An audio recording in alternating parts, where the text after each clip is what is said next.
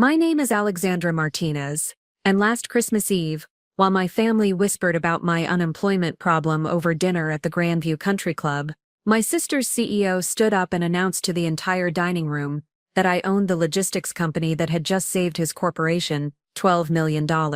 What they didn't know was that for 18 months, I had been quietly building a supply chain empire while they assumed I was just another failed graduate living off savings.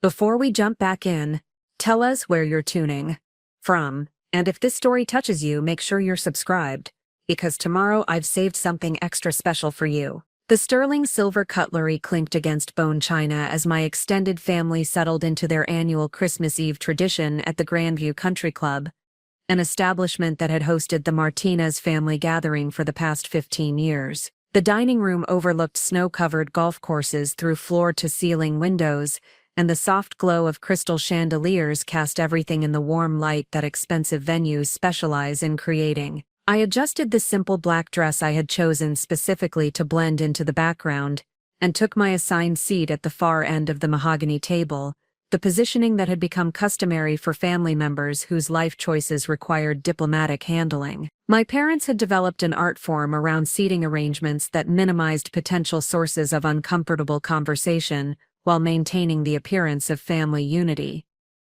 The conversation flowed predictably through the usual topics that occupied successful people during holiday gatherings. My sister Carmen discussed her promotion to Senior Vice President of Operations at Meridian Global Solutions, her voice carrying the confident tone of someone whose career trajectory had never deviated from predetermined expectation. My cousin David described his recent partnership track advancement at his law firm, while his wife Rebecca detailed their latest real estate acquisition in the exclusive Hillcrest neighborhood. My uncle Robert, who had built a regional accounting practice over 3 decades, held court at the head of the table with stories about his firm's expansion into cryptocurrency consulting. My Aunt Patricia contributed updates about her interior design business and the high-profile clients who sought her expertise for their luxury residences. The conversation created a symphony of professional achievement and financial success that had become the soundtrack to our family gathering. I maintained my practiced expression of polite interest while observing the familiar dynamics that had shaped these gatherings throughout my adult life. There was an unspoken hierarchy that determined speaking order,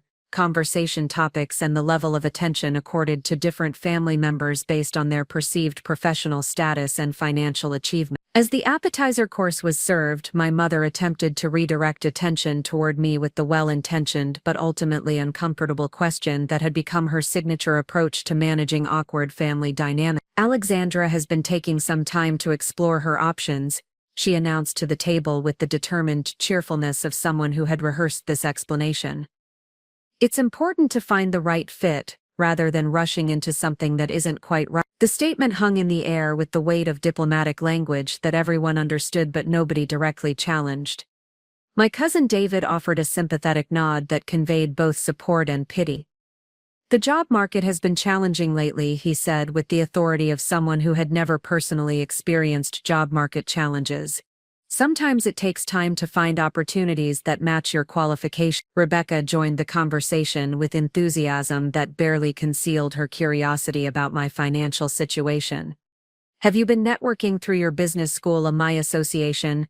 David's firm has had good success recruiting through those channels." Her tone suggested genuine helpfulness, while simultaneously establishing that my unemployment was a problem that could be solved through proper application of conventional career development strategy. My sister Carmen, who had always occupied the role of family success story, attempted to bridge the conversation toward safer territory. "Alexandra has always been good at analyzing complex situations," she said with the diplomatic tone she used in corporate setting. "I'm sure she'll find something that makes good use of her analytical skills when the right opportunity comes along." The conversation contained layers of meaning that reflected 18 months of family gatherings where my professional status had become an increasingly uncomfortable topic. Everyone genuinely cared about my welfare and wanted to be supportive, but nobody quite knew how to discuss unemployment in a family where career success was the primary measure of personal achievement. My uncle Robert, whose business acumen had earned him the role of informal family career counselor, leaned forward with the expression he used when dispensing professional advice. "Alexandra, Have you considered consulting work? Many companies are looking for project-based expertise, and it could be a good way to build relationships while you're exploring permanent opportunity. The suggestion was offered with genuine thoughtfulness, but it carried the underlying assumption that I needed guidance in basic career development strategies. My Aunt Patricia added her own perspective with similar intentions, or maybe something in logistics coordination. You were always so organized, even as a child. Sometimes our natural talents point us toward opportunities we haven't considered. The irony of her suggestion was so profound that I had to focus on maintaining my composed expression. The family member who they viewed as needing career guidance was receiving advice to pursue exactly the field where I had already achieved significant success, though none of them were aware of this achievement. As the conversation continued, I found myself in the surreal position of listening to well-meaning family members discuss my career prospects while remaining unaware that I had spent the previous 18 months building something that none of them would have believed possible if I had attempted to explain. The disconnect between their perception and reality had become so complete that bridging it seemed almost impossible without appearing to make claims that would strain credibility. My cousin Maria, who had recently completed her MBA and was working in management consulting, offered her perspective with the confidence of someone who had just learned current business school theories. The key is positioning yourself for opportunities in growth sectors, she explained. Supply chain and logistics are actually really hot right now because of all the disruption from global shipping issues. The comment struck me as particularly amusing because Maria was unknowingly describing exactly the market conditions that had enabled my company to achieve rapid growth and profitability. While she was learning about supply chain disruption in case study format, I had been building solutions to address those exact disruptions for clients who were paying premium rates for expertise that could solve real-world problems. My father, who had always maintained a quietly supportive approach to family dynamics, attempted to shift the conversation toward more general topics. The important thing is that everyone is healthy and together for the holidays, he said with the diplomatic tone he used to diffuse potentially uncomfortable situations. Career paths aren't always linear, and sometimes the most interesting opportunities come from unexpected directions. His comment contained wisdom that was more accurate than he realized, though he had no way of knowing how precisely his observation applied to my situation. The unexpected direction my career had taken was not visible to anyone at the table, despite being the most significant professional development in our family's recent history. As the main course was served, the conversation naturally evolved toward discussion of holiday plans,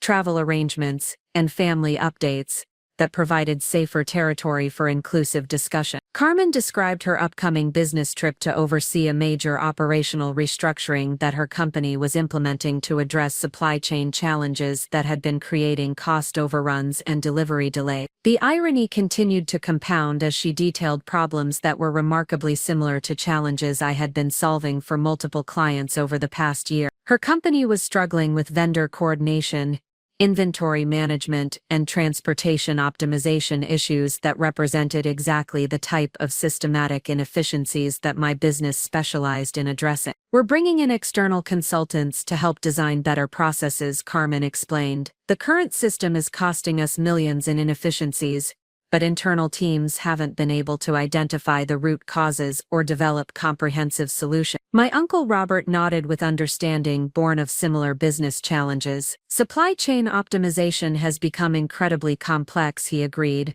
Most companies need specialized expertise to navigate all the variables effectively. The conversation was taking place around me while addressing exactly the professional domain where I had established expertise and achieved measurable success. The disconnect between their perception of my capabilities and the reality of my professional accomplishments had become so pronounced that I felt like I was observing the discussion from an alternate dimension. My mother, ever vigilant about including me in family conversations, turned toward me with an expression of hopeful encouragement. This sounds like something you might find interesting, Alexandra.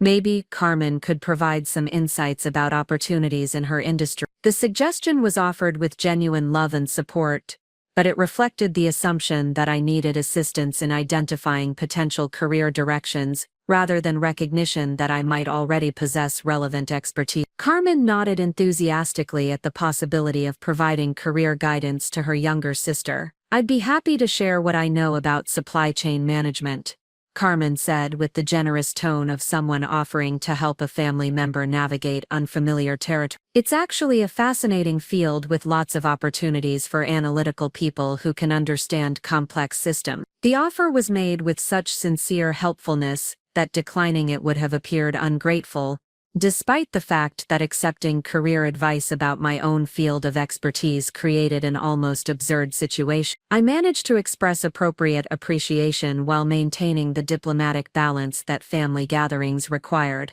As the evening progressed, I found myself reflecting on the strange dynamics that had developed around my professional situation. The family members who cared about me most had constructed a narrative about my career status that was so divorced from reality that correcting it would require explanations that might appear to be fabrications or exaggeration. Preparing and narrating this story took us a lot of time, so if you are enjoying it, subscribe to our channel. It means a lot to us. Now back to the story. The fundamental challenge was that the success I had achieved operated in a domain that was invisible to traditional measures of professional accomplishment. I had no corporate title, office building, or formal organizational structure that would be immediately recognizable as markers of business success. My company existed as a network of relationships, systems, and processes that generated significant revenue while maintaining operational flexibility that conventional businesses could not match. The dining room around us represented a particular definition of professional success that emphasized formal structures, institutional affiliations, and visible symbols of achievement. My approach to building a business had deliberately avoided many of these conventional markers in favor of operational effectiveness and financial performance. But this choice made my accomplishments difficult to communicate within the framework that my family used to evaluate professional success. As dessert was served, the conversation turned toward plans for the upcoming year and professional goals that family members hoped to achieve. The tradition of sharing aspirational updates had always created pressure to present optimistic projections about career development and financial prospects. When the conversational opportunity reached me, I offered the diplomatic response I had developed for these situations. "I'm focusing on building sustainable solutions for complex operational challenges," I said with the deliberately vague phrasing that avoided specific claims while suggesting forward momentum. The response satisfied the requirements of family conversation while remaining technically accurate. Nobody pressed for additional details, perhaps recognizing that unemployment was a sensitive topic that was best addressed with supportive generalities rather than specific inquiries that might create discomfort. As the evening moved toward its conclusion,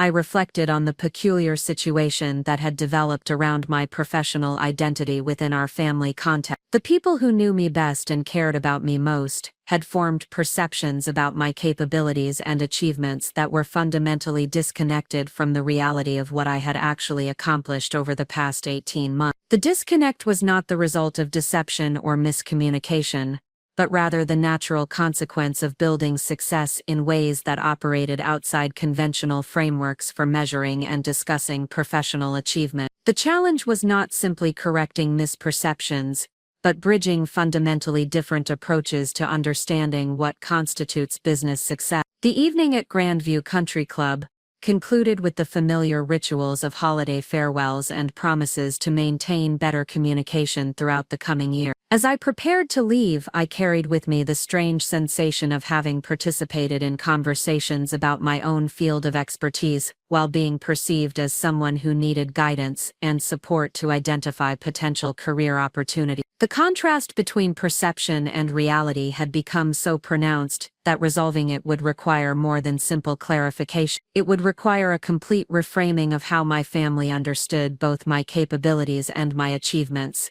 a transformation that could only occur through circumstances that would make the invisible visible and the unrecognized undeniable. As I drove home through the quiet streets lined with houses decorated for Christmas, I reflected on the irony that tomorrow would bring communications from clients whose operations I had transformed, revenue reports that would document another record month, and strategic planning sessions for expansion initiatives that would significantly increase my company's market reach and profitability. The successful business owner who my family hoped I might somehow become was already sitting at their dinner table, listening to career advice about her own industry while maintaining the diplomatic silence that family harmony required. The transformation they wished for me had already occurred, though revealing it would require the right moment and the right circumstances to bridge the gap between perception and reality. The night janitor from the original story I had studied had understood something profound about timing and revelation. Sometimes the most powerful transformations are those that occur in plain sight,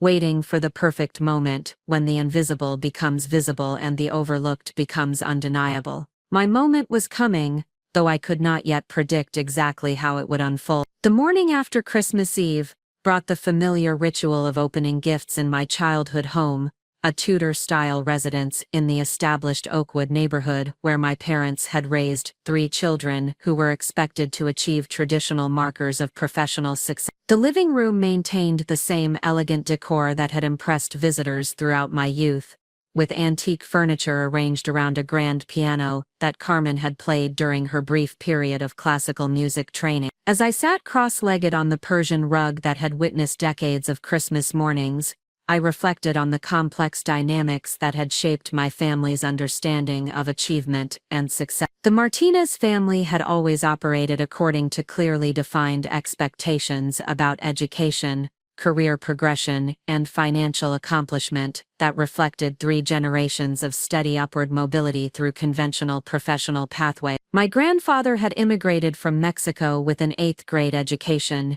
and built a small construction business that provided middle-class stability for his children. My father parlayed that foundation into a degree in civil engineering and a successful career in municipal infrastructure development. The family narrative emphasized education, professional credentials, and steady advancement through established institutions as the pathway to security and respectability. Carmen had followed this template perfectly. Business degree from a prestigious university, entry-level position at a Fortune 500 company, systematic advancement through clearly defined management tracks, and increasing responsibilities that came with corresponding salary increases and benefit packages. Her career progression was measurable, predictable, and comprehensible to everyone who understood traditional corporate structures. My own educational background had initially followed similar pattern: BA from Northwestern Kellogg School of Management, concentration in operations and supply chain management,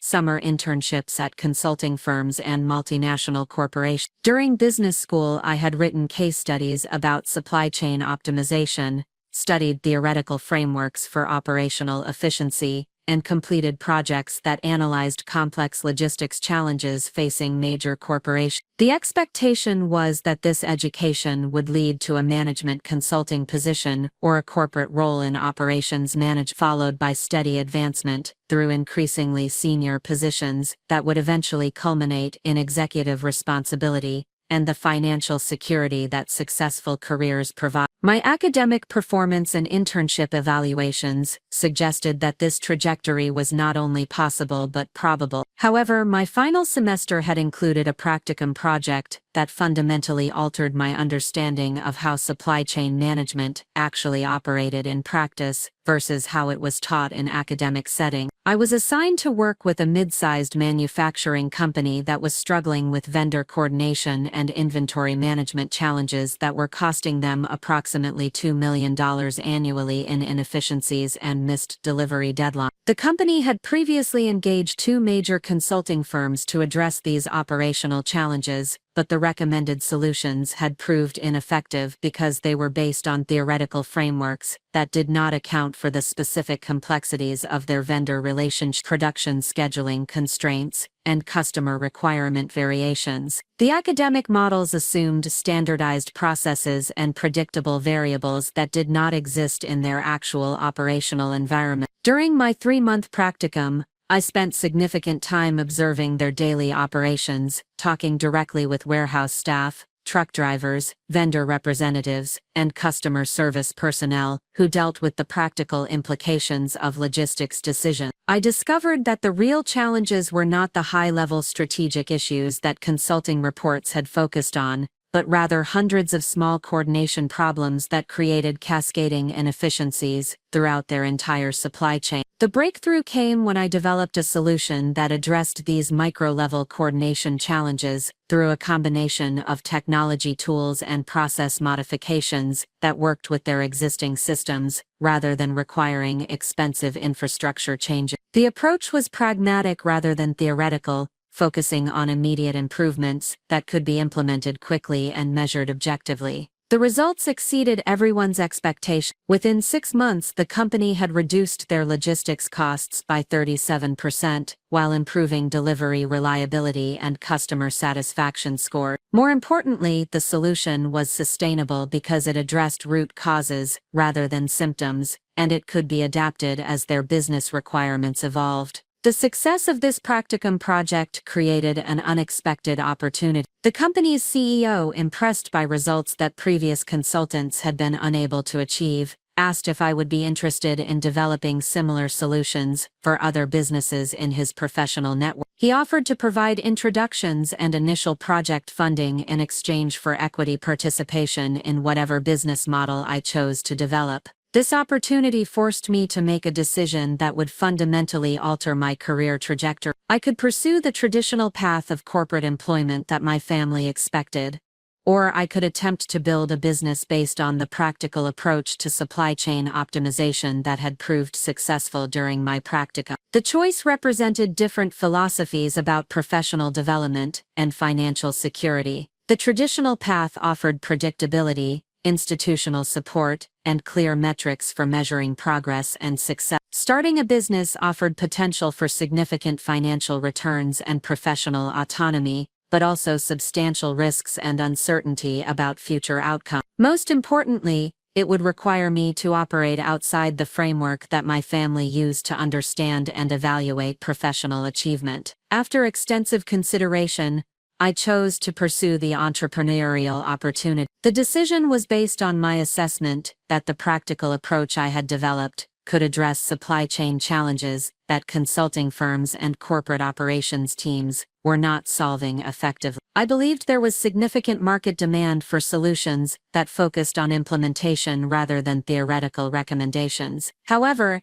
explaining this decision to my family proved more challenging than I had anticipated. The concept of starting a logistics consulting business was difficult to communicate in terms that aligned with their understanding of career development and professional success. Unlike a corporate position with a clear title, reporting structure, and salary, entrepreneurship represented uncertainty and risk that conflicted with the stability-focused values that had guided our family's approach to financial security. My parents' initial reaction was supportive but concerned. They appreciated my entrepreneurial ambition, but worried about the financial risks and the absence of traditional employment benefits, like health insurance, retirement planning, and predictable income. Their concerns were practical and well-founded, reflecting legitimate considerations about long-term financial security that responsible parents naturally address when their children contemplate risky career decisions. Carmen's response was more complex. As someone who had achieved success through traditional corporate advancement, she found it difficult to understand why I would abandon a proven pathway in favor of an uncertain alternative. Her questions focused on practical considerations about business planning, market analysis, and financial projections that reflected her corporate training, but also revealed skepticism about whether I possessed the experience and resources necessary for successful entrepreneurship. The family conversations about my business plans became increasingly awkward as it became apparent that I could not provide the type of concrete information that would satisfy their concerns about my decision-making process. I could not show them a business plan with detailed financial projections because my approach was based on developing solutions for specific client problems rather than scaling a standardized service offering. I could not describe my target market in conventional terms because I was focusing on operational challenges rather than industry categories. Most problematically, I could not explain my revenue model in ways that made sense within their framework for understanding business success. My approach involved taking equity stakes in some clients, accepting performance-based compensation for others, and developing long-term consulting relationships that generated recurring revenue through ongoing operational improvement. This model was flexible and potentially lucrative, but it did not conform to traditional business structures that my family could easily comprehend. As months passed and I began implementing my business strategy, the gap between my family's understanding of my activities and the reality of what I was accomplishing continued to widen. I was working with multiple clients simultaneously, developing customized solutions for complex operational challenges, and generating revenue through various compensation structures that reflected the value I was creating rather than conventional fee arrangement. The work was intellectually demanding and financially rewarding, but it did not produce the visible markers of professional success that my family associated with career advancement. I had no office building, corporate title, or organizational chart that could be easily explained to relatives and family friends who inquired about my professional activity. More challenging was the fact that my clients often preferred to maintain confidentiality about the operational improvements I helped them achieve. Supply chain optimization created competitive advantages that companies did not want to advertise to their competitors, so the success stories that demonstrated my professional accomplishments were not available for sharing in family conversations about career development. The combination of unconventional business structure, confidential client relationships, and complex revenue models created a situation where my professional activities appeared mysterious and potentially unsuccessful to family members who evaluated career progress through traditional metrics. The absence of conventional indicators like salary increases, promotional announcements, and institutional affiliations suggested that my entrepreneurial experiment was not achieving the success that would justify the risks I had undertaken. This perception was reinforced by my lifestyle choices, which emphasized operational flexibility rather than material displays of financial success. I maintained a modest apartment that served primarily as a base for travel to client locations, drove a reliable but unimpressive vehicle that could handle frequent long-distance trips, and dressed in practical clothing that was appropriate for warehouse visits and executive meetings alike. The contrast with Carmen's lifestyle was particularly striking. Her corporate advancement was accompanied by increasingly visible symbols of financial success, including a luxury condominium in the downtown financial district, a premium vehicle with advanced technology features, and a wardrobe that reflected her senior management position. Her success was comprehensible and measurable in terms that everyone could understand and appreciate. Family gatherings became increasingly uncomfortable,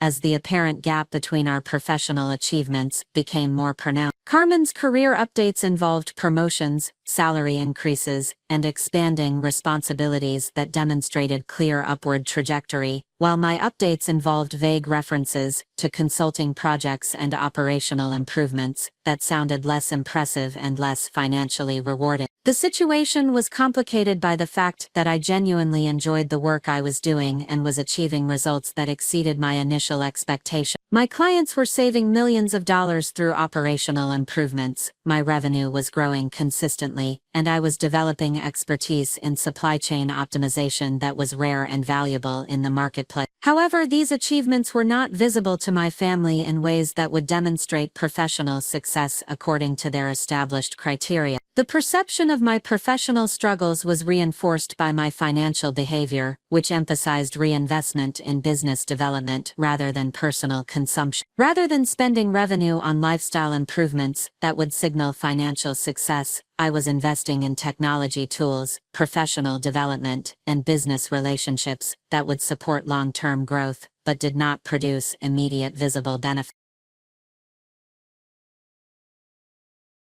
This approach created the appearance of financial constraint that suggested my business was not generating significant profits. Family members began to offer assistance with everything from career counseling to financial support, gestures that reflected genuine concern but also confirmed their perception that my entrepreneurial experiment was failing to provide adequate financial security. The irony was that, by many objective measures, my business was significantly more successful than anyone realized. My annual revenue exceeded what I would have earned in most corporate positions, my profit margins were higher than typical consulting firms achieved, and my client relationships were generating opportunities for expansion that could potentially create substantial long-term wealth. However, these achievements were measured against different criteria than my family used to evaluate professional success. The financial performance of my business was strong, but it was not reflected in salary statements, performance reviews, or promotional announcements that could be easily shared and understood in family conversations about career development. The disconnect between perception and reality created an increasingly complex dynamic where I was simultaneously achieving professional success and being perceived as struggling with career development. The foundation of underestimation was not based on actual performance or capability,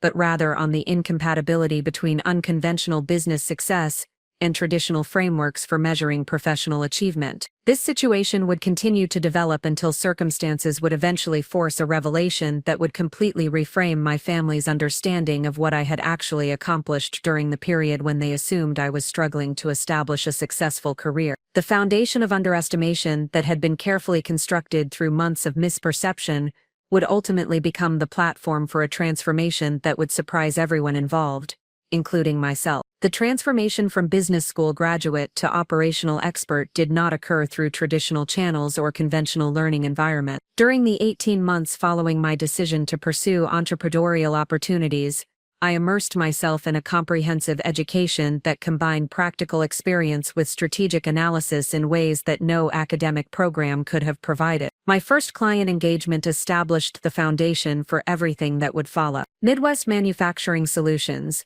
the company where I had completed my practicum project, became the laboratory where I developed methodologies that would eventually scale across multiple industries and operational contexts. Their initial success had generated inquiries from other businesses facing similar supply chain challenges, but each new opportunity required me to adapt my approach to different operational environments and business requirements. The learning process began with systematic observation and documentation. I spent weeks at each client location, arriving before the first shift began, and remaining until the last shipments departed, absorbing the rhythms and patterns that determined operational efficiency. Unlike consultants who relied primarily on management interviews and financial data analysis, I positioned myself where the actual work occurred, observing the micro-decisions and informal processes that often determined whether theoretical solutions would succeed or fail in practice. At Thomson Electronics Distribution, a regional parts supplier serving the automotive industry, I discovered that their inventory management challenges stemmed not from inadequate systems or insufficient technology, but from communication gaps between their sales team and warehouse operation. Sales representatives were making delivery commitments without understanding warehouse capacity constraints, while warehouse managers were organizing shipments without visibility into customer priority requirements or market timing pressures. The solution required developing communication protocols that bridged these functional silos, while respecting the expertise and autonomy that each department needed to perform effectively.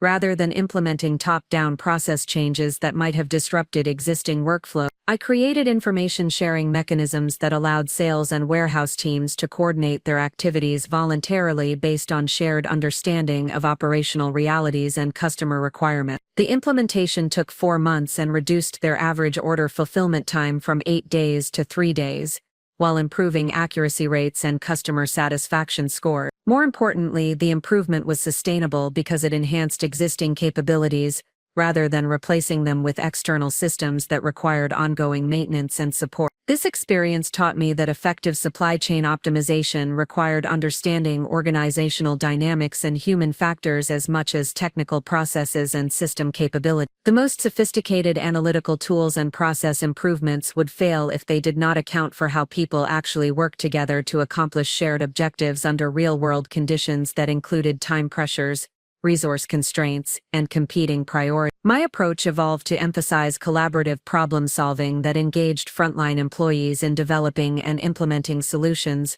rather than imposing external recommendations that might not reflect operational reality. This methodology proved more effective than traditional consulting approaches, but it also required significantly more time and deeper engagement with client organizations than conventional project structures typically accommodated.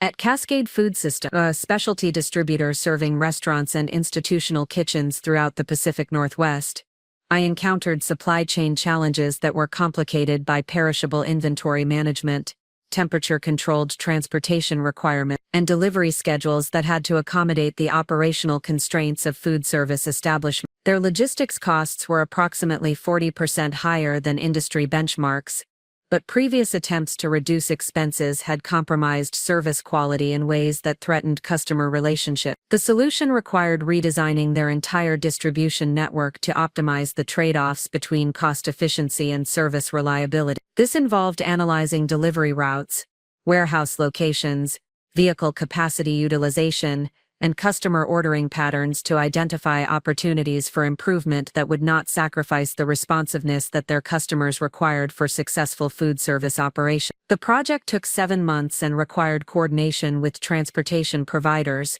warehouse personnel, customer service representatives, and the restaurant managers who depended on reliable delivery performance for their own operational success. The complexity exceeded anything I had encountered during business school case studies or theoretical frameworks, but the results validated the time investment through cost reductions that exceeded 30% while improving delivery reliability and customer satisfaction. More significantly, this engagement taught me to recognize patterns and principles that could be applied across different industries and operational contexts.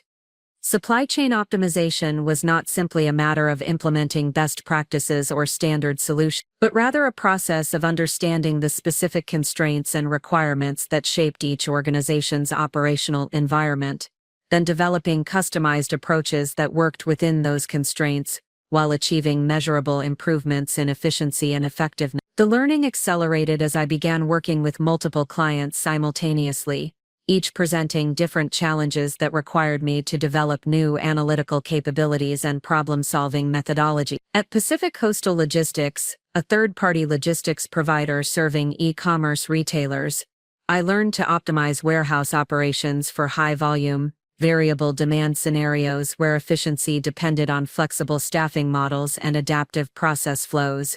At Mountain Ridge Construction Supply, a building materials distributor serving contractors throughout Colorado and Wyoming, I developed expertise in managing inventory for seasonal demand patterns and just-in-time delivery requirements that had to account for weather constraints and project scheduling variability. Each engagement expanded my understanding of how supply chain principles applied differently across various industry contexts and operational environments.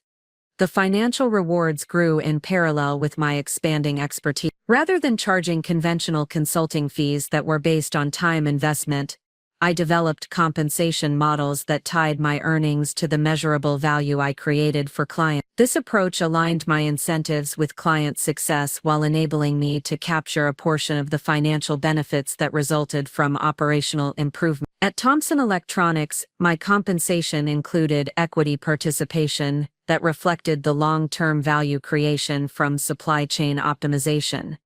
At Cascade Food Systems, I received performance-based payments that increased as cost savings accumulated over time. At Pacific Coastal Logistics, my arrangement included revenue sharing from efficiency improvements that enabled them to expand their service capacity without proportional increases in operational costs. These compensation structures generated income that significantly exceeded what I would have earned in corporate positions, but the revenue streams were irregular and difficult to predict, creating financial management challenges that required careful planning and conservative spending practices. The irregular income flow reinforced my family's perception that my business was struggling financially even though my annual earnings were growing substantially. The learning process extended beyond technical supply chain management to encompass business development, client relationship management, and strategic planning capabilities that were essential for scaling my operations effectively. Each successful engagement generated referrals and new opportunities, but capitalizing on this growth required developing systems for managing multiple client relationships while maintaining the quality standards that had established my reputation. I invested heavily in technology tools that enabled remote monitoring and analysis of client operations, allowing me to provide ongoing optimization support without requiring continuous on-site presence. These tools included data analytics platforms, communication systems, and project management software that supported collaborative problem-solving with distributed teams and multiple stakeholder groups. The technology investments were substantial and reduced my short-term profitability, but they enabled me to serve more clients simultaneously while maintaining the depth of engagement that produced superior results. This strategic trade-off between immediate income and long-term capacity building was invisible to my family, who observed reduced personal spending and concluded that my business was not generating adequate financial return. Professional development became a continuous priority as I recognized that my success depended on staying ahead of industry trends and evolving best practices in supply chain management. I attended specialized conferences, participated in professional associations, and maintained relationships with academic researchers who were developing new analytical tools and methodology. These investments in knowledge and network development were time-intensive and expensive, but they provided access to cutting-edge approaches and emerging technologies that enabled me to offer capabilities that traditional consulting firms could not match. The competitive advantage was significant, but the cost of maintaining it required sacrificing personal time and financial resources that might otherwise have been used for lifestyle improvements that would have signaled professional success to my family. The most valuable learning came from recognizing patterns that connected apparently unrelated operational challenges across different industries and business contexts. Supply chain optimization was fundamentally about coordination and communication, but the specific mechanisms that enabled effective coordination varied depending on organizational culture, technology infrastructure, market dynamics, and competitive pressure. Developing expertise in pattern recognition and adaptive problem-solving required exposure to diverse operational environments and complex challenges that pushed beyond my existing knowledge and capability. Each new engagement became an opportunity to test and refine methodologies that could be applied more broadly, creating intellectual capital that would support business expansion and increased profitability over time. At Sunrise Medical Equipment, a regional distributor serving hospitals and healthcare facilities, I encountered regulatory compliance requirements and quality control standards that added layers of complexity to conventional supply chain management challenges. The learning curve was steep, but mastering healthcare logistics opened opportunities in a market segment where operational excellence directly affected patient care outcomes and regulatory compliance. At Northwest Renewable Energy Components, a supplier serving solar and wind energy installation, I developed expertise in managing supply chains for emerging technology markets where product specifications were evolving rapidly and supplier relationships required careful management to ensure quality and reliability. This experience provided insights into innovation-driven markets that would become increasingly important as renewable energy adoption accelerated. Each specialized market segment required developing new analytical frameworks and operational approaches,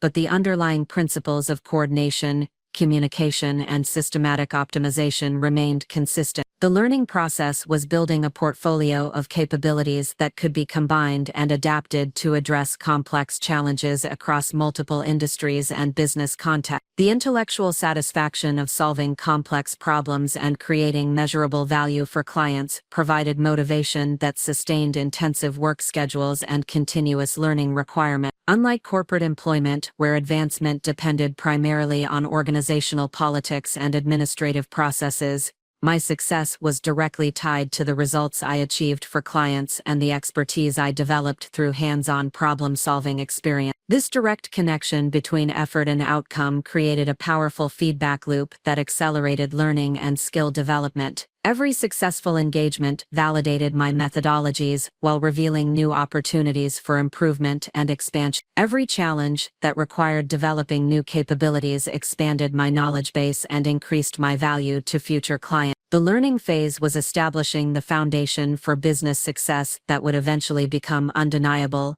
even to family members who currently perceived my career choices as risky and potentially unsuccessful. The expertise being developed through intensive client engagement and continuous professional development was creating competitive advantages that would support significant business growth and financial success. However, the invisible nature of this learning process meant that the value being created was not apparent to observers who measured professional development through conventional metrics like job titles, salary increases, and organizational advancement. The gap between perception and reality would continue to widen until circumstances would eventually force a recognition of what had actually been accomplished during this period of apparent professional uncertainty.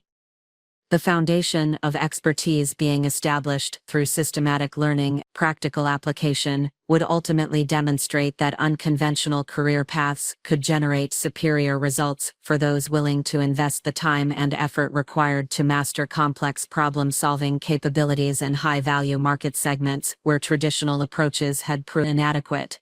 The breakthrough in my understanding of supply chain optimization occurred during my 14th month of independent consulting, when I began to recognize that the operational challenges faced by my diverse clients were not isolated problems requiring customized solutions, but rather manifestations of systematic patterns that occurred across industries and organizational structures with remarkable consistency. This recognition emerged gradually through systematic analysis of the documentation I had been maintaining for each client engagement. During quiet evenings in my apartment, I would review project notes, implementation strategies, and outcome measurements, searching for connections that might reveal underlying principles applicable to future challenges. The process resembled archaeological investigation, where individual artifacts gradually revealed evidence of larger civilizations and cultural patterns.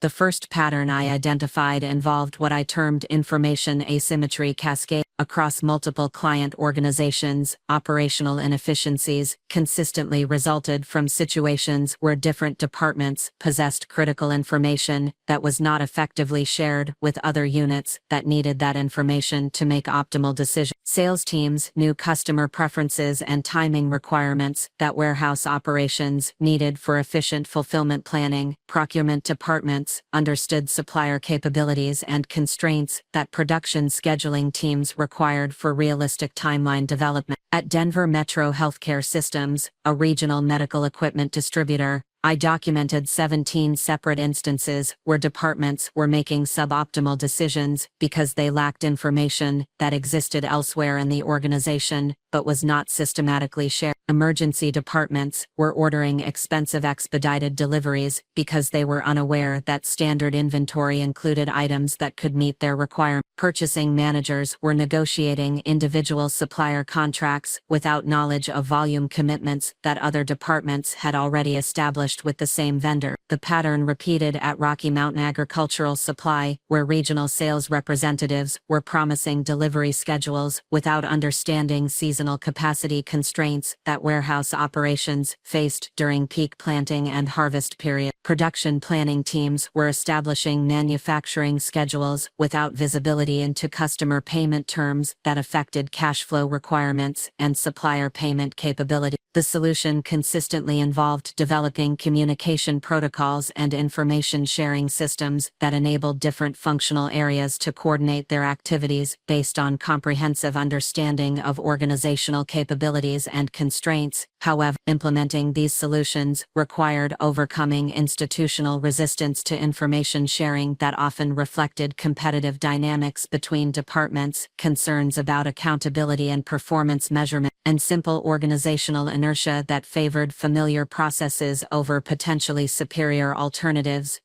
The second pattern involved optimization paradoxes, where attempts to maximize efficiency in individual functional areas created inefficiencies when viewed from a systems perspective. Purchasing departments focused on minimizing unit costs, often selected suppliers whose delivery schedules or quality control requirements created additional expenses for warehouse operations or customer service teams. Transportation managers who optimized vehicle capacity utilization sometimes created delivery schedules that increased inventory holding costs or customer satisfaction problems. At Frontier Construction Materials, the purchasing team had negotiated exceptionally favorable pricing with a cement supplier whose delivery requirements forced the warehouse to maintain expensive overtime staffing during weekends. The cost savings from purchasing were completely offset by increased labor expenses and customer service complications from weekend delivery restrictions, but the organizational structure measured purchasing and warehouse performance independently, preventing recognition of the overall impact. The pattern was pervasive across client organizations, reflecting measurement systems and incentive structures that encouraged functional optimization without considering broader organizational objectives. Sales teams were rewarded for revenue generation without accountability for profitability implications of customer commitments. Operations managers were evaluated on cost control metrics without consideration of customer satisfaction or revenue impact of service decisions. Addressing these optimization paradoxes required developing integrated performance measurement systems that aligned individual functional objectives with overall organizational success. This involved redesigning accountability structures and compensation systems, changes that extended far beyond traditional supply chain management into organizational development and strategic planning domains. The third pattern centered on capacity illusions, where organizations consistently overestimated their operational capability because they measured capacity under ideal conditions rather than realistic scenarios that included typical disruptions, variability, and resource constraints. Warehouse operations calculated throughput capacity based on optimal staffing and equipment availability without accounting for employee absences, equipment maintenance requirements, or seasonal demand fluctuation. At Pacific Northwest Logistics Hub, management believed their facility could process 1,200 shipments per day based on engineering studies conducted under controlled conditions. However, actual operational data revealed that they rarely exceeded 800 shipments because of factors that the engineering analysis had not considered, including customer requirement variations, documentation processing delays, and coordination requirements with transportation providers. The capacity illusions created systematic overcommitment to customers, resulting in service failures, emergency corrective actions, and increased operational costs from expedited processing and overtime staffing. More problematically, these capacity miscalculations prevented accurate financial planning and strategic decision-making about expansion requirements and market opportunity. Resolving capacity illusions required developing realistic operational models that incorporated variability and uncertainty into capacity planning process. This involved statistical analysis of operational performance data, scenario planning for various demand conditions, and buffer management strategies that ensured reliable service delivery while maintaining cost efficiency. The fourth pattern involved coordination friction, where organizational structures and communication systems created resistance to efficient coordination between functional areas, suppliers, and customers. Complex approval processes, multiple reporting relationships, and unclear decision-making authority prevented rapid response to operational challenges and market opportunities. At Mountain States Equipment Rent, coordination friction manifested through approval requirements that forced field operations managers to obtain authorization from regional managers for routine maintenance decisions, creating delays that often resulted in equipment failures and customer service problems. The authorization process was designed to control costs, but the delays actually increased expenses through emergency repairs and customer compensation requirements. The coordination friction pattern was particularly pronounced in organizations that had grown through acquisition or merger activities, where legacy systems and cultural differences created barriers to integrated operation. Different divisions used incompatible information systems, followed conflicting policies and procedures, and maintained separate supplier relationships that prevented economies of scale and coordinated strategic plan. Addressing coordination friction required streamlining decision-making processes, clarifying authority relationships, and implementing technology solutions that enabled seamless information sharing and collaborative planning across organizational boundaries. These changes often required senior management commitment and cultural transformation initiatives that extended beyond operational improvements into fundamental organizational redesign. The recognition of these systematic patterns transformed my approach to client engagement and solution development. Rather than treating each organization as a unique case requiring customized analysis, I could rapidly identify which patterns were creating operational inefficiencies and focus diagnostic efforts on the specific manifestations of those patterns within each client's particular context. This pattern-based approach dramatically improved the efficiency and effectiveness of my consulting process. Initial assessments that previously required months of observation and analysis could be completed in weeks. Solution development became more systematic because I could adapt proven methodologies rather than creating entirely novel approaches for each engagement. The improved efficiency enabled me to serve more clients simultaneously and maintaining the depth of analysis and customization that produced superior results. My capacity utilization increased significantly,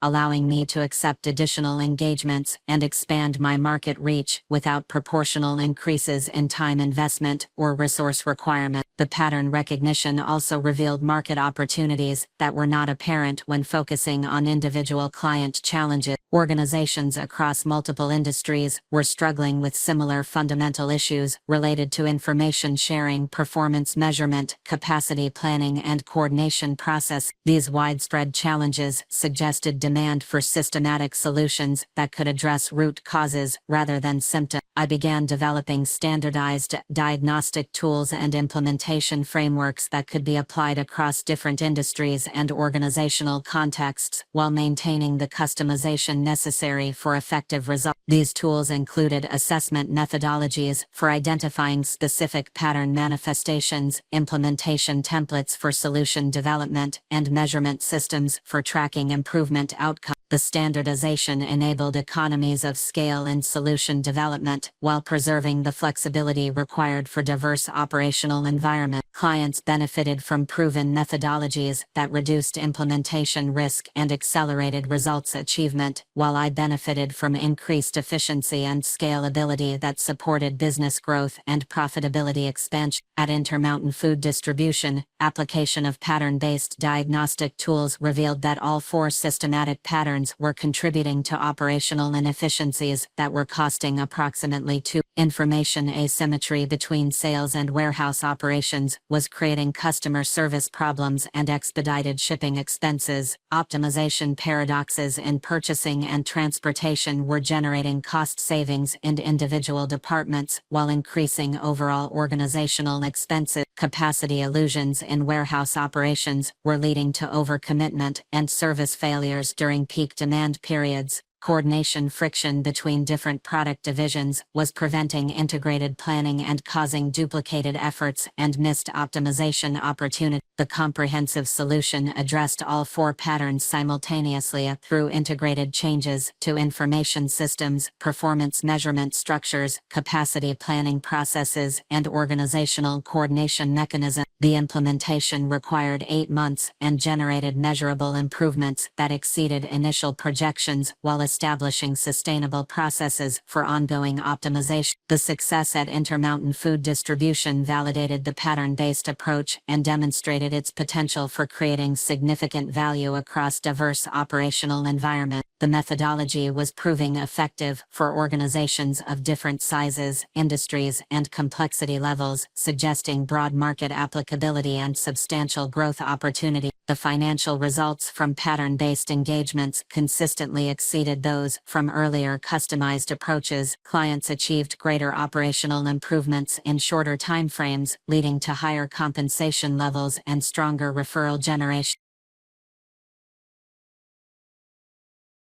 My annual revenue increased by approximately 60% during the 6-month period following implementation of pattern-based methodologies. The professional satisfaction was equally significant. The intellectual challenge of identifying and addressing systematic patterns provided continuous learning opportunities and creative problem-solving experiences that maintained engagement and motivation despite intensive work schedules. Each successful pattern application validated the analytical framework while revealing additional refinement opportunities and expansion possibilities. The pattern recognition phase was establishing the foundation for business expansion. that would eventually make my success undeniable to family members who currently perceived my career choices as risky experiments with uncertain outcomes. The systematic approach to supply chain optimization was creating competitive advantages that would support significant growth and market leadership in specialized consulting services. However, the technical nature of pattern-based supply chain optimization made it difficult to communicate the significance of these developments to family members who lacked background knowledge in operations management and organizational analysis. The success I was achieving operated in domains that were invisible to conventional measures of professional accomplishment, creating continued perception gaps that would persist until circumstances forced recognition of actual achievement. The expertise being developed through pattern recognition, the transition from individual consultant to business organization would make my professional achievements visible to external observers, including family members who currently perceived my career status as uncertain. The success I was achieving during crisis conditions was creating business opportunities that would eventually require formal corporate structure and public recognition that would be impossible to dismiss or overlook. The foundation was being established for business success that would ultimately become undeniable to everyone who had underestimated my capabilities and achievements during the period when my unconventional career path had appeared risky and potentially unsuccessful. The crisis interventions were proving that specialized expertise and innovative approaches could create extraordinary value during challenging conditions that revealed the limitations of conventional business practices.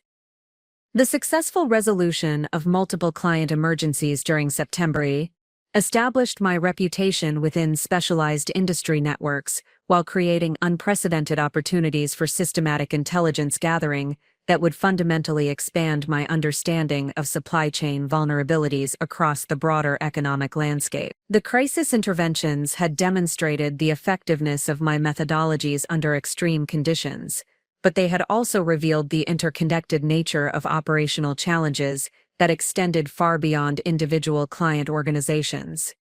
During the weeks following the emergency engagement, I began receiving inquiries from industry associations, government agencies, and academic institutions that were attempting to understand the systematic nature of supply chain disruptions and develop coordinated responses to prevent similar crises in the future. These inquiries provided access to comprehensive data and analytical resources that would have been impossible to obtain through individual client relationships alone. The Federal Emergency Management Agency contacted me in early October to participate in a task force examining supply chain resilience for critical infrastructure sectors, including healthcare, food distribution, and transportation. The task force brought together operational experts from across multiple industries to analyze patterns of vulnerability and develop recommendations for improving crisis response capabilities at both organizational and regional level. My participation in the FEMA task force provided access to classified intelligence about supply chain disruptions affecting national security infrastructure, including detailed analysis of how global shipping delays were impacting defense contractors, medical equipment manufacturer, and energy sector operations. The information revealed that the challenges I had been addressing for individual clients were manifestations of systematic vulnerabilities that threatened economic stability and national preparedness. The intelligence gathering process extended beyond government sources to include participation in industry research initiatives led by major consulting firms and academic institutions. McKinsey & Company invited me to contribute to their global supply chain resilience study, which involved analyzing operational data from over 200 multinational corporations to identify patterns of vulnerability and successful adaptation strategy. The McKinsey research provided unprecedented visibility into how supply chain disruptions were affecting different industry sectors and geographic regions, revealing connections between local operational challenges and global economic trends that individual organizations could not perceive from their limited perspective. The study documented systematic patterns that validated my analytical framework while revealing additional opportunities for developing comprehensive solutions. Harvard Business School engaged me as a subject matter expert for their executive education program, focused on crisis management and operational resilience. The academic engagement required developing case studies based on my client experiences, while maintaining confidentiality requirements, creating opportunities to refine my analytical frameworks through academic rigor and peer review process. The Harvard collaboration provided access to cutting-edge research in organizational behavior, strategic management, and operations research that enhanced my understanding of why conventional approaches to supply chain management were failing under current market conditions. The academic perspective revealed theoretical foundations for the practical patterns I had identified through client engagement, creating intellectual frameworks that would support more sophisticated solution development. The intelligence gathering extended to participation in industry conferences and professional associations, where supply chain executives were sharing experiences and developing collaborative approaches to common challenges. The Council of Supply Chain Management Professionals invited me to present findings from my crisis intervention work at their annual conference,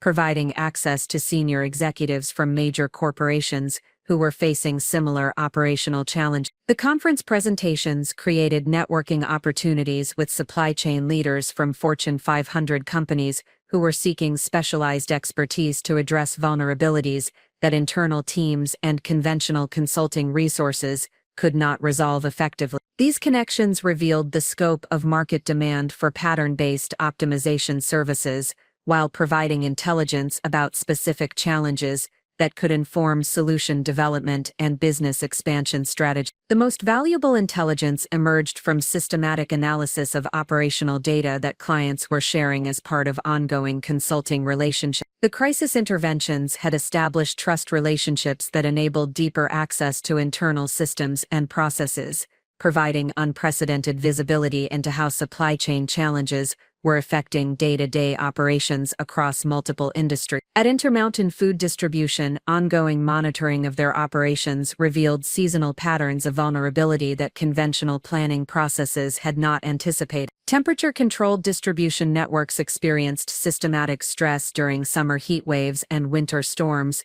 that created predictable but unaddressed capacity constraints. The seasonal analysis revealed optimization opportunities that could improve year-round operational efficiency while building resilience for weather-related disruption. The seasonal vulnerability patterns were consistent across other food distribution clients, suggesting industry-wide opportunities for developing specialized solutions that addressed climate-related supply chain challenges. The intelligence revealed market segments where conventional consulting approaches were inadequate because they did not account for environmental factors that significantly affected operational performance. At Mountain States Medical Equipment, detailed analysis of procurement patterns revealed systematic inefficiencies in healthcare supply chains that resulted from regulatory requirements and institutional purchasing practices that prioritized compliance over operational optimization. Healthcare organizations were paying premium prices for routine equipment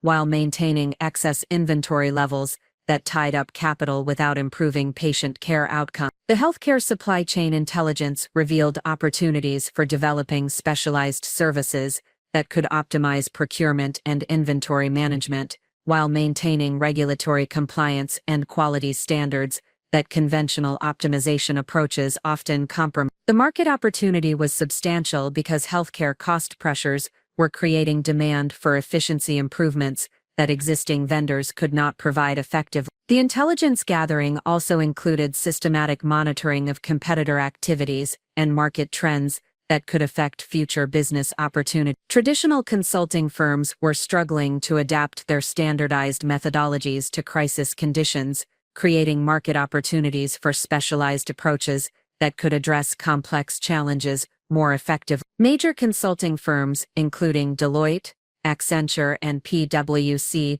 were experiencing client satisfaction problems because their project-based methodologies were not well suited to ongoing crisis management and rapid adaptation requirements that current market conditions demand. The intelligence revealed competitive vulnerabilities that could be exploited through superior service delivery and more flexible engagement model. The systematic intelligence gathering was revealing comprehensive patterns that extended beyond operational challenges to encompass strategic opportunities for business expansion and market leadership. The crisis conditions that were creating challenges for existing market participants were also creating demand for innovative solutions that could address root causes rather than symptoms. Regional economic development agencies were seeking specialized expertise to help local businesses adapt to supply chain disruptions that threatened competitive viability and employment stability. State governments were implementing support programs for small and medium-sized businesses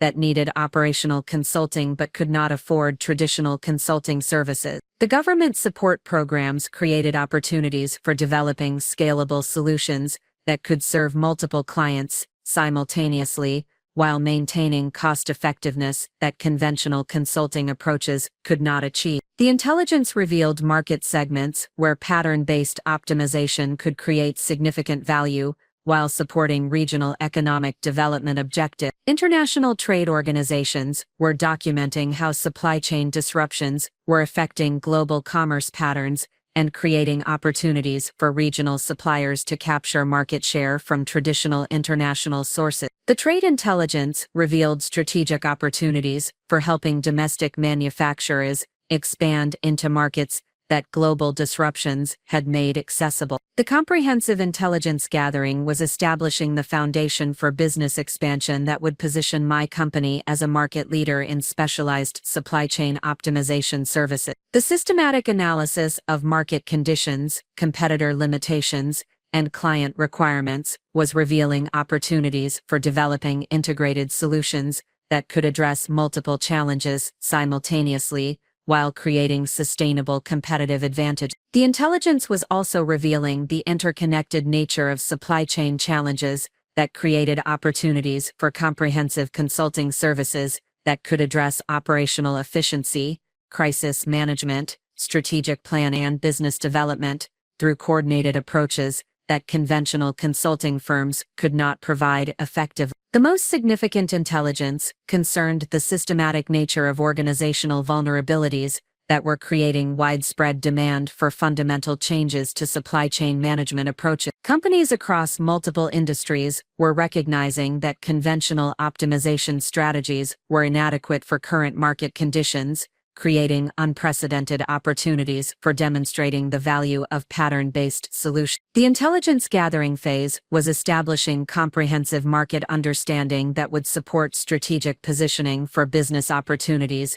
that could transform my consulting practice into a major player in specialized supply chain service. The systematic analysis of industry challenges, market demands, and competitive landscapes was revealing pathways for growth that could generate substantial revenue while establishing market leadership in emerging service categories. The foundation was being established for business expansion that would eventually make my professional achievements visible to family members and industry observers who had underestimated my capabilities and potential for creating significant value in specialized market segments that conventional approaches could not serve effectively.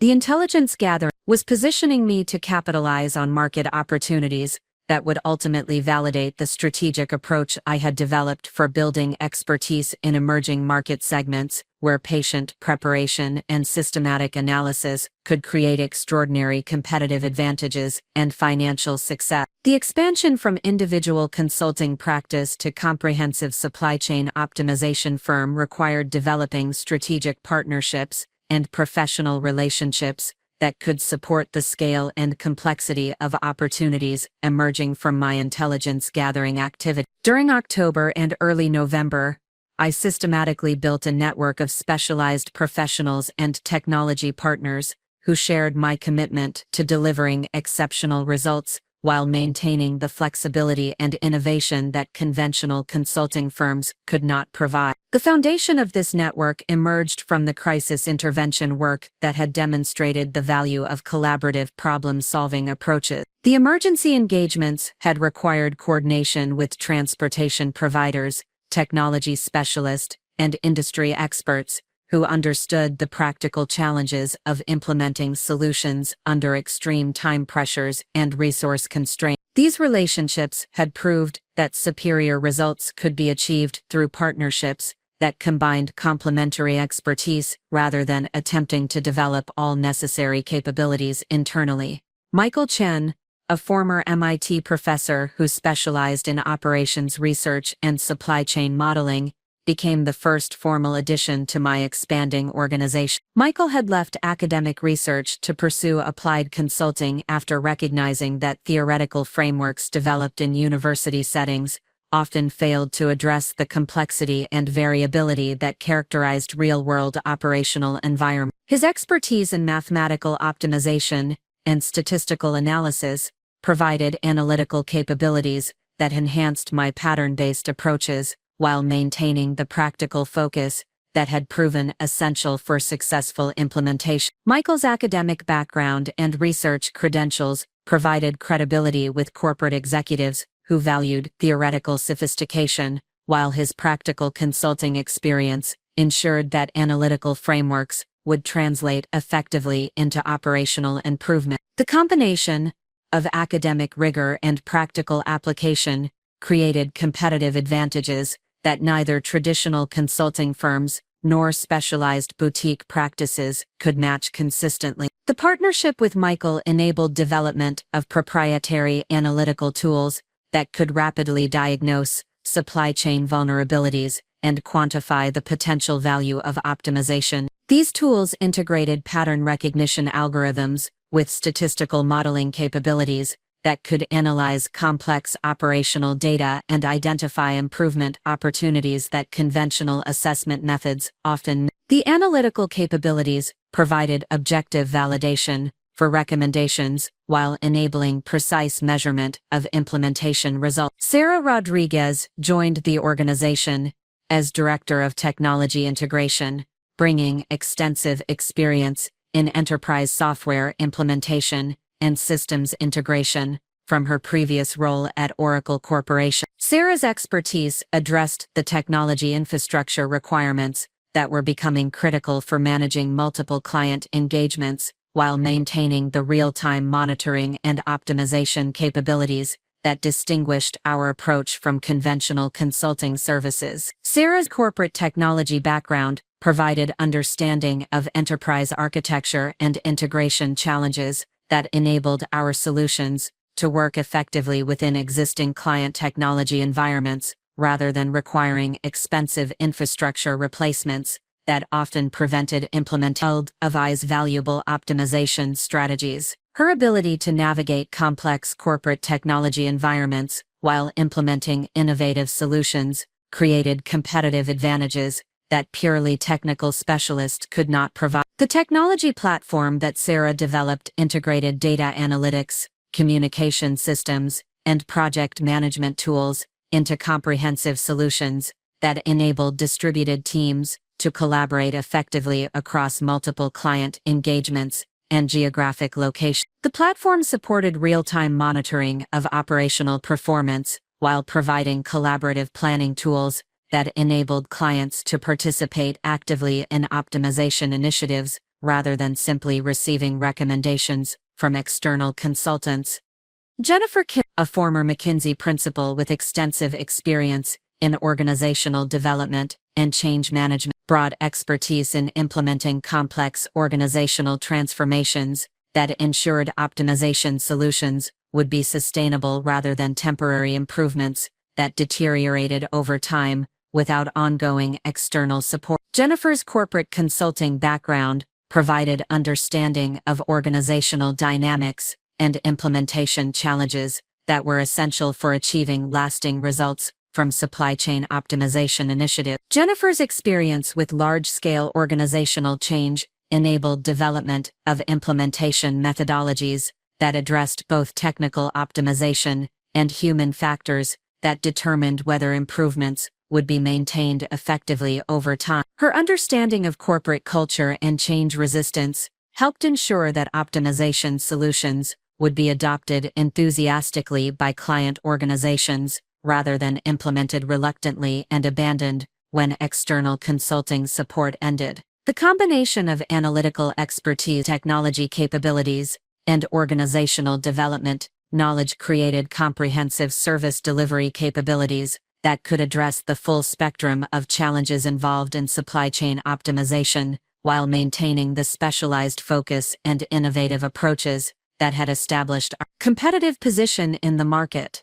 Regional partnerships expanded our geographic coverage and local market knowledge while maintaining consistent service quality and methodological approaches across different operational environments. David Thompson, who led a specialized logistics consulting practice in the Southeast region, became our first regional partner, bringing expertise in automotive and aerospace supply chains that complemented our existing capabilities in food distribution and healthcare logistics. David's regional presence provided access to manufacturing clients in the Carolinas and Georgia who were facing supply chain challenges related to just-in-time production systems and global supplier coordination. His established relationships with regional manufacturers enabled rapid market entry, while his operational expertise ensured that our pattern-based optimization approaches could be adapted effectively to manufacturing environments that differed significantly from the distribution-focused clients where we had initially developed our methodology. The regional partnership model enabled scalable growth while preserving the customization and deep client engagement that had proven essential for achieving superior results. Regional partners provided local presence and industry-specific expertise, while centralized methodology development and quality assurance ensured consistent service delivery and continuous improvement of analytical frameworks and implementation approaches. Technology partnerships provided access to specialized software and analytical tools that enhanced our service capabilities while avoiding the capital investment and development time that would have been required to create these capabilities internally. Strategic relationships with enterprise software providers, data analytics companies, and specialized technology firms enabled integration of cutting-edge tools into our service delivery while maintaining cost-effectiveness and implementation. The partnership with advanced analytics solutions provided access to machine learning algorithms and predictive modeling capabilities that enhanced pattern recognition and optimization analysis while reducing the time required for complex diagnostic assessment. The analytical tools enabled identification of subtle patterns and relationships that manual analysis might miss while providing quantitative validation for optimization. Collaborative relationships with transportation management system providers enabled integration of optimization solutions with existing client logistics operations without requiring expensive software replacements or extensive system modification. These partnerships provided access to real-time operational data while enabling implementation of optimization strategies through existing operational infrastructure. The supporting network was creating organizational capabilities that exceeded what individual consulting practitioners could provide while maintaining the agility and innovation that distinguished our approach from traditional consulting firms. The combination of specialized expertise, advanced technology tools, and flexible partnership arrangements enabled comprehensive solutions that addressed complex challenges while maintaining cost-effectiveness and rapid implementation capability. Industry advisory relationships provided strategic guidance and market intelligence that informed business development and service expansion decisions, while establishing credibility with potential clients who valued external validation of methodological approaches and service capability. Former supply chain executives from major corporations provided insights into client requirements and decision-making processes while contributing to methodology refinement and service development initiatives. James Morrison, former Chief Operations Officer at Walmart and current board member at several logistics companies, became our senior advisor for retail and consumer goods market. His experience managing some of the world's most complex supply chain operations provided insights into large-scale optimization challenges, while his current board positions provided access to executive networks and strategic opportunities that would have been difficult to develop independently. The advisory relationships provided strategic guidance for business expansion while establishing market credibility that facilitated client development and partnership opportunity. Advisory board members contributed to service development while providing introductions to potential clients and strategic partners who could accelerate business growth and market penetration. Professional associations and industry organizations provided platforms for thought leadership and market visibility, while creating opportunities for collaborative relationships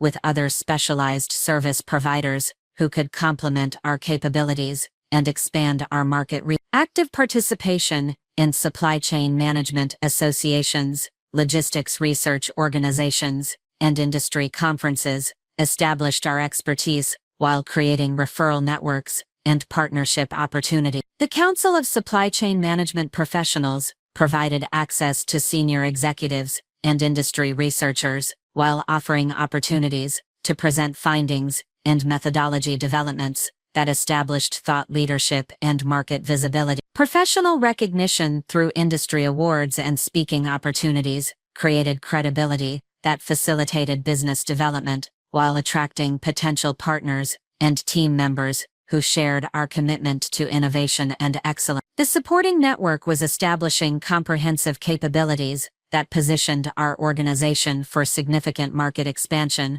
while maintaining the specialized focus and innovative approaches that had created our initial competitive advantages. The combination of technical expertise, strategic partnerships, and industry relationships was creating sustainable competitive advantages that would support long-term business growth and market leadership in specialized supply chain optimization services. The network development was also creating intellectual property and methodological assets that provided value beyond direct client services, while establishing barriers to competitive imitation that would protect market position and profitability as the business expanded into broader markets and service categories. The foundation was being established for business transformation that would eventually make our organizational capabilities and market success visible to external observers, including family members who had underestimated the potential for building significant business value through specialized expertise and innovative service delivery approaches in emerging market segments. The systematic preparation for market expansion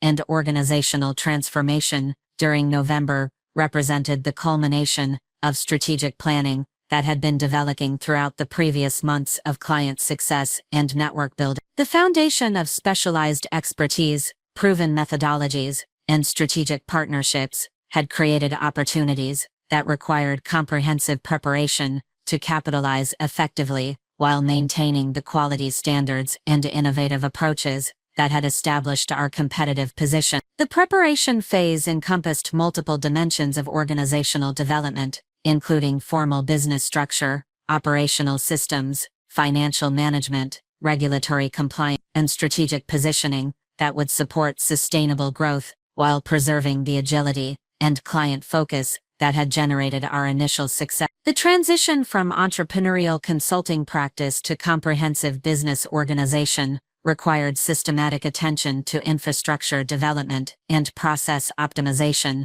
that would enable scalability without sacrificing service quality. Corporate structure development became the first priority, as the complexity and scale of opportunities required formal organizational frameworks that could support multiple client engagements, strategic partnership, and geographic expansion, while providing legal protection and tax optimization that individual practice arrangements could not accommodate effectively. The incorporation process involved establishing Martinez Supply Chain Solutions as a Delaware C corporation with organizational structure that could support future investment, partnership, arrangements, and potential acquisition opportunities. The corporate structure included advisory board positions for industry experts who had contributed to our methodology development and business expansion, while providing equity participation opportunities for key team members whose expertise and commitment would be essential for achieving our growth objective. The equity structure balanced founder control with stakeholder incentives